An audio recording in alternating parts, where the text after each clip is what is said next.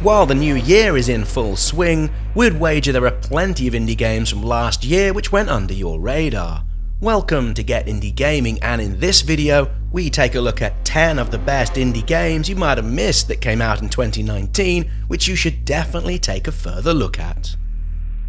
At number 10, Pilgrims came out in early October for iOS and home PCs via Steam. It's all unmistakably Aminata design, all children's colouring book with quirky animations, and the overall presentation really standing out. The puzzles in this point-and-click card-based adventure, well, they're essentially logic-based, and while not as taxing as some of those from the studio's back catalogue, they are fun to play and equally amusing throughout. With multiple branching storylines, it's unlikely you'll see everything Pilgrims has to offer in your first playthrough, and given the short runtime of around an hour, it's really worth going back into the world of Pilgrims 2 or 3 times. Mr. Foreman. Up next at number 9, Astrogolasta, which came out in May via Steam and iOS, is set in the late 16th century London. You play as a character loosely based on the case notes and studies of a chap called Simon Foreman, a serial ne'er-do-well of sorts who died in 1611. In this game, you offer help, give hints, and advise a magnificently diverse cast of characters who've arrived on your doorstep hoping to find guidance and counsel. Its caustic wit and delicious characterizations had us thinking this would make our end-of-year hidden gems rundown within moments of its beginning.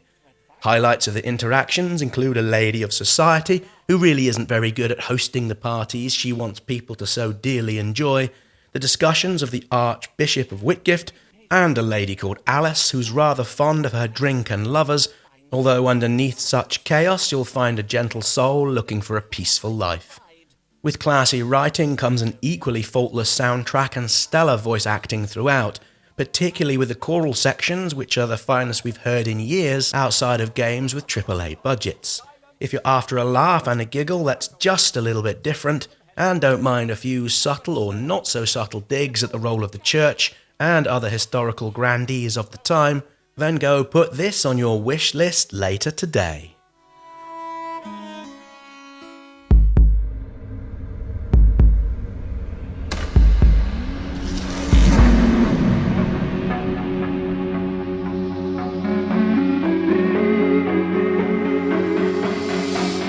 At number 8, and something we expect to be darn right polarizing simply because of how it looks, is Stone Story.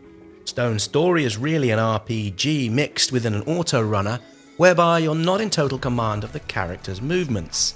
That said, what you can do is shape how the character is built up and put together, and in doing so optimize its build to create what's essentially a set of rules, let's call it a simple AI, to get you from point A to point B, while not being killed off by the various enemies and bosses you come across.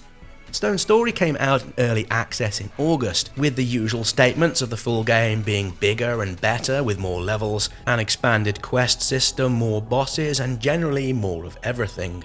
Stone Story has more than enough of this peculiar oddness about it, which we so love to see devs experiment with.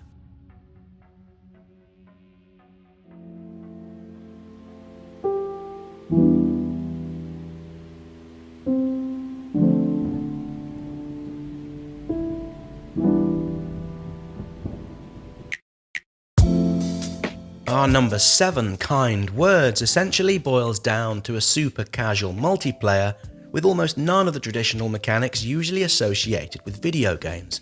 It's just you at home in a smallish room where you're writing and receiving letters from other people, all while accompanied by lo-fi beats. While odd on paper, it's absolutely delightful and was one of the revelations of the year. If you or one of your fellow anonymous writers are suitably impressed with your replies, they can gift you something in return, usually a funny image such as a cute cartoon cat or a fish looking dapper in a set of trousers. While again that last image on paper certainly doesn't work, Kind Words certainly does.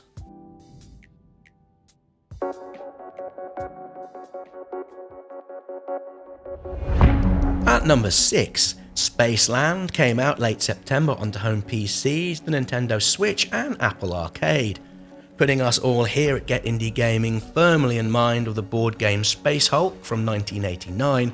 We suspect that's very much by design.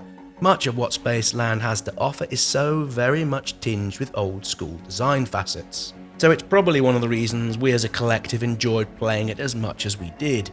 Given the choice, Spaceland works perhaps best on mobile and the Switch. The turn-based nature of the combat means you can dip in and out of it, while say in a tedious work meeting, or as some folks have commented, we mention a little too much while on the bus ride home from work. The hand-drawn maps, together with the characters and aliens, are supremely endearing, as is the overall action, which comes across as more on the casual side of things in comparison to others within this genre. All in, Spaceland's great fun and a true hidden gem to get stuck into, even if this kind of thing normally isn't your thing. Next up at number 5, Grindstone was one of the standout launch games on the Apple Arcade, which came out in early Q3. While Grindstone is similar to Below, the developer's previous game, as much as it features a plot with a warrior making their way through a cave while fighting monsters, they're really poles apart. Below is dark, whereas Grindstone is joyful, colourful, and like all really good puzzle games, it's deceptively simple, while at the same time giving a deliciously fun and addictive gameplay loop. At launch, well worth the cost of the Apple Arcade service alone, Grindstone is a delight and should in time become a classic on the platform.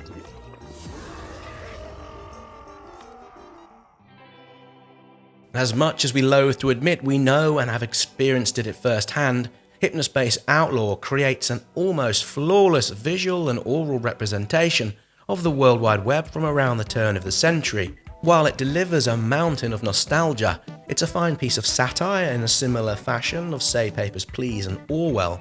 It's also a testling puzzle that's frankly tough as nails in places. You're tasked with acting as a moderator or enforcer on an online hub called the Hypnospace. It's your job to implement and make judgment calls on the content, whilst also dealing with trolls, hackers, viruses and other dodgy things such as copyright violation. While things begin at a gentle pace, the difficulty ramps up soon enough, and you'll soon have to use deductive reasoning and every now and again some guesswork to figure out what's all going on. While clearly a work of fiction, there's plenty going on here to savour, enjoy, while also contemplating hard its underlying themes. At number 3, and one of the games alongside Grindstone we had the most fun with when Apple Arcade launched, Bleak Swords is a retro-looking classical hack-and-slash brawler that does something no other mobile game has yet done. What it does so very, very well is to offer a brutal mix of action with the most challenging and fun boss battles ever on a mobile device. The controls are also so perfect and so beautifully simple. You attack, dodge and use your shield by way of swiping or tapping the screen. To dodge, you swipe the direction you want to go. A short tap on the screen enables you to parry, and the longer you hold while swiping towards them means you'll attack in that direction. Sure, it doesn't look overly pretty, and yet that doesn't matter.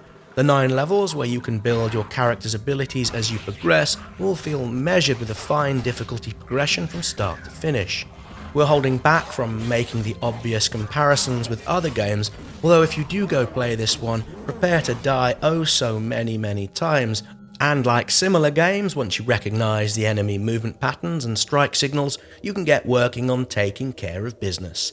For a game designed for mobiles, there's nothing to rival it.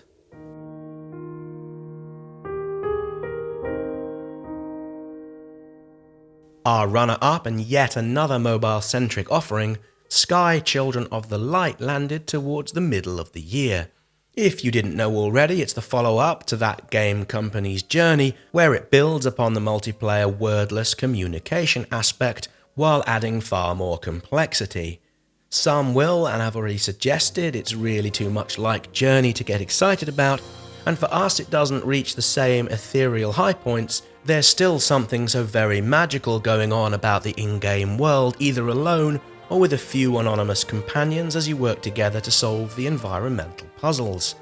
Once you're done with the main story, there's plenty of reasons to pop back and have another play, whether to help and guide newbies to the game, offer up gifts to others, or simply sit back and watch the best of what people can be, while accompanied by some of the most divine and all-round lovely music from any game, mobile or otherwise, since say perhaps Journey.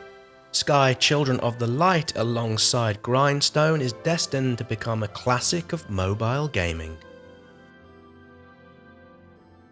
At number 1, A Short Hike sees you play as a bird called Claire, who while out and about in the relative wilderness with her Aunt May, decides there and then she really needs to find a signal for her phone. Having set off, you come across a number of characters, all who seem to have forgotten something or need help to be able to go about their own business. Given you seem the ever-obliging lady, you naturally come to their aid, and having done so, you're rewarded with items or skills that boost your overall abilities. Also, while really an adventure title, there are no nagging meters or health bars you need to keep track of, which is a masterstroke of design in keeping things simple. A Short Hike is really casual gaming greatness. We love it, and if you like these simplish and yet fulfilling experiences, we're pretty sure you'll love it too. Which are your favourite indie games from last year you think people might have missed? Let us know in the comments, and if you liked the video, please tickle and press that like button. Doing so really helps the channel, as does subscribing if you haven't yet done so. A subscription with the notification bell turned on is the best way not to miss out on any of our videos, which we look to upload 2 or 3 times a week. Many thanks for watching. We look forward to seeing you all again here soon for more indie game videos.